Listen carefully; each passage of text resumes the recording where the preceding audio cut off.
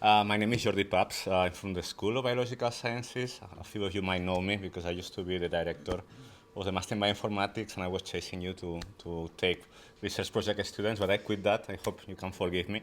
My area of research is comparative genomics. I'm very interested in understanding how genome changes have driven major evolutionary transitions. So, for example, my research has focused on the origin of the animal kingdom, the origin of land plants, and stuff like that.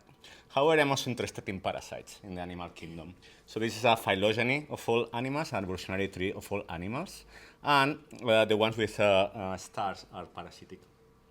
So we have a pipeline in the lab in which, using an evolutionary framework, we can reconstruct ancestral genomes, so we can tell all the genes that were present in the very first parasitic flatworm or parasitic nematode, etc.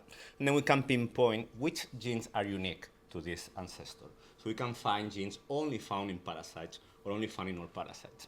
So I feel kind of an intruder because I'm not doing biomedical research. Actually, I don't do AI.